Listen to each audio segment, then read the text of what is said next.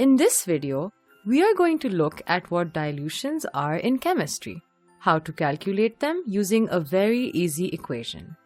I am sure you already know that when you have orange squash and you dilute it, that just means you add water. It is the same in chemistry.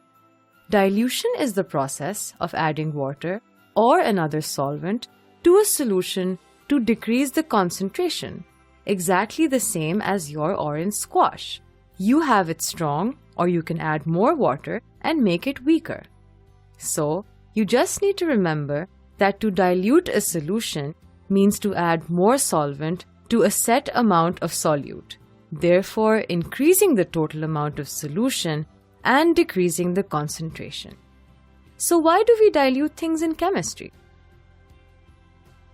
In laboratories, solutions usually come in small, concentrated volumes so that they are easy to store. You then need to dilute them to a lesser concentration to use them, such as for titrations.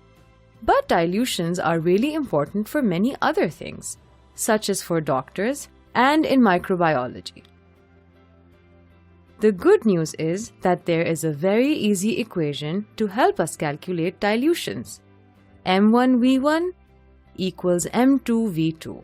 Let's have a look at where it comes from, and then we'll see what it means. Because the moles of the solute stay the same before and after diluting, we can say that moles of solute before dilution equal moles of solute after dilution. And then you should already know that moles of solute equals concentration times volume. We can substitute this in and we get the concentration multiplied by volume before is equal to the concentration multiplied by volume after, which is what this equation is telling us.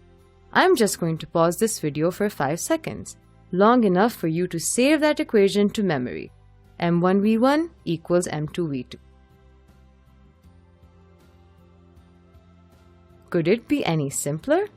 Let's now have a look at how to use this easy-peasy equation. So we have our M1V1 equals M2V2 equation here. The before values are M1 equals 1 and we don't know V1. Our post-dilution values are M2 equals 0.6 and V2 equals 150 moles.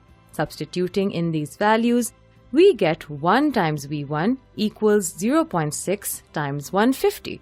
So, V1 equals 90 milliliters. That wasn't too tricky, was it? I told you it was a nice and easy equation. You just need to remember that M1V1 equals M2V2.